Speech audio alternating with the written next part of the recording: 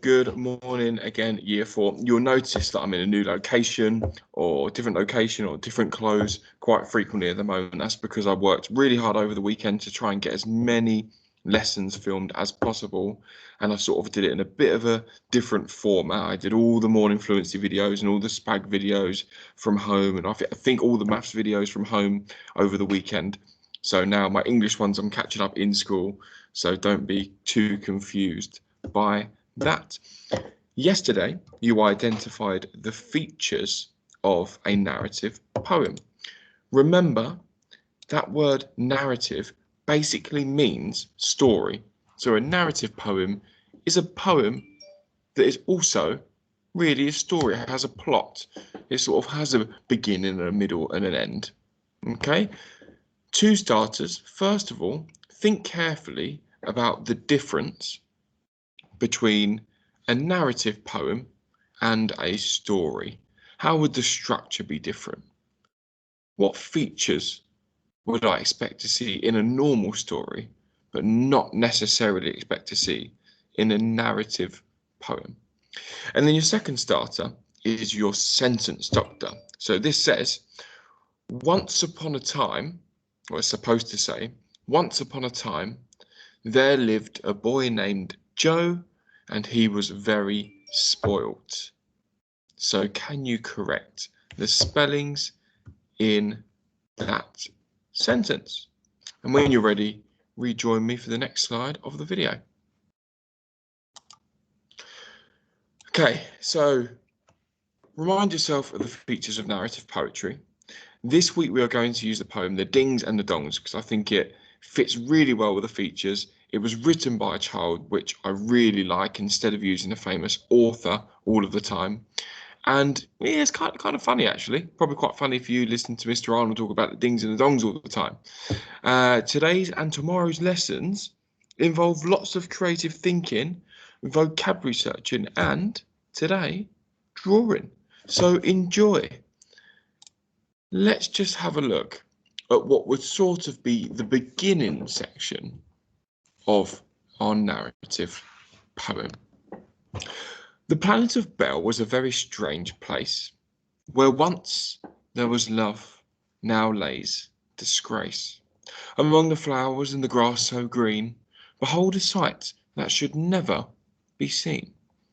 The dings and the dongs had a terrible fight that lasted all day and lasted all night. The quarrel went on for days and days until they decided to go their own ways. The dings went east and the dongs went west to find the place that suited them best. The dings, who were yellow with spots of red, found a desert with sand and space for their bed. The dongs, who were blue with stripes of white, found a lake which was fresh and it looked just right. Years went by with not a word spoken. Then came the day when the feud was broken. You did really well identifying some of these features in this poem yesterday. For example, a lot of you noticed the repetition. There's quite often repeated words or phrases. So days and days, or lasted all day, lasted all night. You identified how there was 4 lines per stanza. Stanza 1, stanza 2, stanza 3, stanza 4 here. You also identified how the rhyme scheme was AABB, which means lines 1 and 2 rhyme and lines 3 and 4 rhyme. And that's the same for every verse, for every stanza. So well done. What is actually happening at the start of our narrative poem here? I said that this is the beginning section. So pause the video and have a think about what we're being introduced to. So our first stanza here, it says that this random planet that we've never heard of was strange. It was once filled with love, but now there's a fight, and it lasted for a very, very long time, and they had to go their own ways. Then in the third stanza, it explains how the dings went one way and the dongs went another way, and it gives us a little bit of information about what the dings look like and the land where they resided. And then it tells us a bit what the dongs look like and a bit about the land where they ended up residing. So, with that in mind, your task for today is a nice, fun, creative one. It's going to be drawing.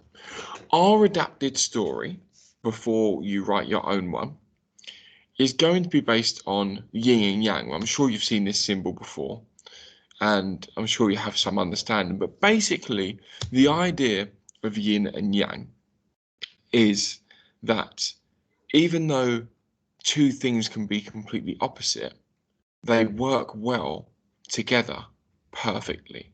They create a balance. So, to begin our story, we're going to have yin, dark and evil, and yang, bright and happy. So, you are going to make a name for your planet. That's task 1. Think of a creative name for your planet. Then, you are going to draw a picture of the two sides of the planet each group separates to. In the story, the dings went east and they went to a desert, and the dongs went west and they went to a lake. But as we're doing sort of bright versus dark, I think it would make sense for one place to be really scenic, really beautiful, and one place to be a little bit darker. Maybe they go to some sort of cave at the top of a hill, whilst the Yang people go to the beach, perhaps. So we are going to have the Yin people going south and the Yang going north. And if you also want to include any pictures or drawings of the Yins and the Yangs, the Yins are going to wear clothes of black and red, and the Yangs are going to wear clothes of yellow and green. I cannot wait to see the creative drawings that you submit. Remember to take a photo and turn your work in. Just to recap, think of a name for your planet.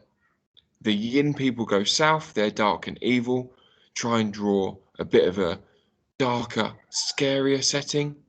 And then the Yang people go north, try and draw something scenic and beautiful. Enjoy your lesson, nice and fun and creative, and I will see you for your next lesson.